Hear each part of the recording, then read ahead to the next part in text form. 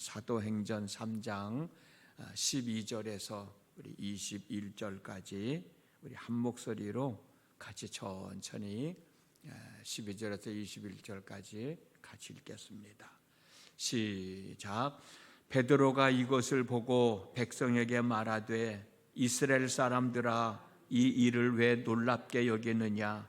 우리 개인의 권능과 경건으로 이 사람을 걷게 한 것처럼 왜 우리를 주목하느냐?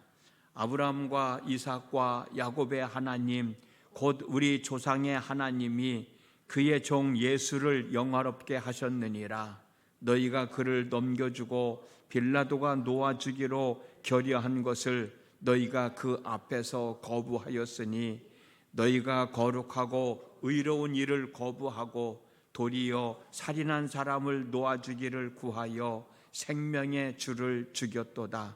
그러나 하나님이 죽은 자 가운데서 그를 살리셨으니 우리가 이 일의 증인이라. 그 이름을 믿음으로 그 이름이 너희가 보고 아는 이 사람을 성하게 하였나니, 예수로 말미암아 난 믿음이 너희 모든 사람 앞에서 이같이 완전히 낫게 하였느니라. 형제들아, 너희가 알지 못하여서 그리하였으며 너희 관원들도 그리한 줄 아노라. 그러나 하나님이 모든 선지자의 입을 통하여 자기의 그리스도께서 고난 받으실 일을 미리 알게 하신 것을 이와 같이 이루셨느니라. 그러므로 너희가 회개하고 돌이켜 너희 죄 없이 함을 받으라. 이같이 하면 새롭게 되는 날이 주 앞으로부터 이룰 것이요, 또 주께서 너희를 위하여 예정하신 그리스도 곧 예수를 보내시리니, 하나님이 영원 전부터 거룩한 선지자들의 입을 통하여 말씀하신 바 만물을 회복하실 때까지는 하늘이 마땅히 그를 받아들이라. 아멘.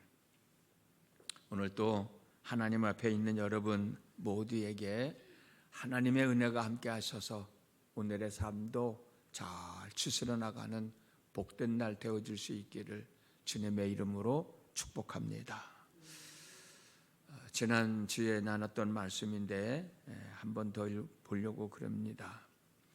안진뱅이가 일어나 걷기도 하고 뛰는 모습을 보고 많은 사람들이 신기해하며 베드로와 요한을 바라보았을 때, 베드로가 그 많은 사람들을 향하여 안진뱅이가 일어나 걷기도 하고 뛰어다니게 된 것은 우리가 한 것이 아니고 나사렛 예수님께서 하신 것이다 라고 이야기를 하고 있습니다. 맞는 말이죠. 안진뱅이를 걷게 하시고 뛰게 하신 분은 예수님이시지 베드로가 아닙니다. 물론 요한도 아니고요. 그런데 오늘날에는 자기가 했다고 주장하며 자기 자신의 의를 내세우며 자신을 자랑하는 사람들이 참 많이 있어요. 그러나 우리는 내가 무엇을 했지만 무엇을 한 나를 내세우는 것이 아니고, 나를 자랑하는 것이 아니고, 내 마음을 감동시켜서 나로 하여금 무엇을 하게 하신 분을 증거해야 된다는 사실을 잊지 말고 마음에 기억하시고, 나로 하여금 하게 하신 일을 증거하며 살아가는 사람들이 되어졌으면 정말 좋겠습니다. 그렇다면 내 마음을 감동시켜서 나로 하여금 무엇을 하게 하신 분이 누구일까? 당연하죠. 하나님이신 것. 하나님께서 성령을 통하여 내 마음을 감동시켜서 행하게 하신 겁니다. 그래서 우리는 나 자신을 내세우는 게 아니라 나로 하여금 행할 수 있게 하여 주신 하나님 앞에 감사하고, 그 하나님께서 하게 하셨다라고 하나님께 영광을 돌리면서 더 많은 일을 행하여 하나님의 뜻을 이루는 삶을 살아가기 위해서 기도하는 시간 가졌으면 정말 좋겠어요. 그리고 그렇게 살아가는 사람들이 되어졌으면 좋겠습니다. 오순절에 성령 충만함을 받은 베드로와 요한도 자기 자신의 의의를 내세우지 않고 자신들의 행위도 자랑하지 않고 나사렛 예수님에게 맞춰주고 있어요. 예수님께서 안진뱅이를 걷게 하시고 뛰게 하시는 놀라운 일을 행하셨는데 너희들은 이 예수를 죽였다는 거예요. 모든 초점을 예수님에게 맞추고 있는 겁니다. 너희들은 예수님을 죽였다는 거예요. 안진뱅이를 걷기도 하고 일어나 뛰기도 하게 하는 모습을 보고 놀라고 있지만 그 일을 하신 분은 우리가 아니고 예수님이시다. 그런데 너희들은 그 예수님을 죽였다는 거예요. 그 말씀이 15절에 있어요. 생명의 주를 죽였도다. 본문 13절에서 14절 말씀을 보면 이방인이었던 빌라도도 예수님이 지은 죄를 발견할 수 없다 하면서 살려주려고 했는데 하나님의 자녀라고 하는 너희들은 생명의 주인이신 예수님, 너희들에게 생명을 주기 위하여 이 땅에 오신 예수님을 죽였다고 죄를 지적해 주고 있는 거예요. 한번 생각해 보십시오, 여러분. 내가 누군가에게 이러이러한 이야기를 하려면, 이러이러한 말을 좀 해주려면 내가 떳떳해야 되잖아. 나는 도둑질하면서 도둑질하지 말라고 하면 안 되잖아요. 우리 모두가 완벽한 사람은 될 수 없지만 그래도 내가 떳떳하지 못하면 정말 하고 싶은 말을 하지 못할 때가 참 많이 있습니다. 왜 그래요? 내 양심이 화인 맞은 양심이 아니라면 내 양심의 꺼리낌 때문에 그래. 내 양심의 꺼리낌이 있는데 어떻게 당당하게 이야기를 할 수 있겠어요? 그런데도 말하는 사람들이 있잖아요. 우리는 그 사람들을 뭐라고 그래요? 위선자라고 얘기하잖아요. 요즘 TV에서 많이 나오는 내로남불이라는 말도 많이 하잖아요. 베드로와 요한을 보십시오. 베드로가 15절에서 19절까지 유대인들을 향하여 한 말은 너희들은 죄인이다 라는 말이었어요. 만약에 베드로와 요한이 사람들이 생각하고 있는 것처럼 자기들이 안진뱅이를 일으켰다고 생각하면 자신의 의의를 내세우는 자신들을 자랑하는 사람들이었다면 너희들은 예수님을 죽인 죄인이다 라는 말을 당당하게 할 수 있었겠어요? 그들은 하나님 앞에, 예수님 앞에 떳떳했으니까 예수님을 죽인 유대인들을 향해서 당당하게 당신들은 예수님을 죽인 사람이다라고 이야기할 수 있었겠지. 자기 자신도 예수님 앞에 부끄러운 삶을 살면서 어떻게 예수님을 죽였다고 얘기할 수 있겠느냐, 그 얘기예요. 자기들도 죄인인데 유대인들을 향하여 죄인이라는 말을 어떻게 할 수 있었겠냐는 것입니다. 베드로와 요한은 우리가 안진뱅이를 걷게 하고 뛰게 한 것이 아니고 예수님께서 하신 일이라고 당당하게 말하였기 때문에 유대인들을 향하여 당신들이 생명의 주를 죽였다라고 당당하게 이야기할 수 있었고, 또 베드로와 요한은 그들을 향해서 너희들이 죽인 예수님이 부활하셨다라는 말도 당당하게 할 수 있었을 거예요. 그렇잖아요. 15절 말씀에 보면 생명의 주를 죽였도다. 그러나 하나님이 죽은 자 가운데서 그를 살리셨으니 우리가 이 일의 증인이라. 베드로와 요한은 예수님의 죽음과 부활을 전하고 있는 증인이라는 거예요. 그러면서 또 하는 말이 뭐예요? 너희들이 생명의 주가 되시는 예수님을 죽이는 죄를 지었지만 너희들이 알고 지은 죄가 아니라고 얘기해 주고 있어요. 그 내용이 17절입니다. 형제들아, 너희가 알지 못하여서 그리하였으며 너희 관리들도 그리한 줄 아노라. 그러면서 또 하는 말은 뭐예요? 회개하라는 말입니다. 그 말씀이 19절에 있어요. 19절 전반부에. 그러므로 너희가 회개하고 돌이켜 너희 죄 없이 함을 받으라. 그리고 또 하는 말은 회개하고 죄 사함을 받으면 어떻게 되는지를 설명해 주고 있는데, 그 어떻게 되는 것이 뭐냐? 새롭게 되는 날이 주 앞으로부터 이르게 될 것이다 라고 후반절에서 얘기해 주고 있습니다. 내가 알고 죄를 지었던, 모르고 죄를 지었던, 죄를 지은 죄인임을 알고 회개하고 용서함을 받으면 새롭게 되는 날을 살아갈 수 있게 된다, 그 얘기를 하는 거예요.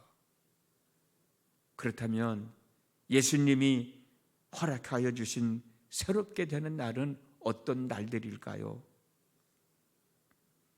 당연히 내가 죄인인 것을 알고 회개하고 용서함을 받았으니 죄인이 아닌 하나님의 사람이 되어서 성령 충만함을 선물로 받아서 의와 평강과 희락인 하늘나라의 삶을 살아가는 사람이 되겠지요. 뿐만 아니라 20절, 본문 20절 말씀처럼 다시 오실 예수님, 즉 재림하실 예수님을 맞이할 준비를 하며 살아가는 사람이 되어 있을 것입니다.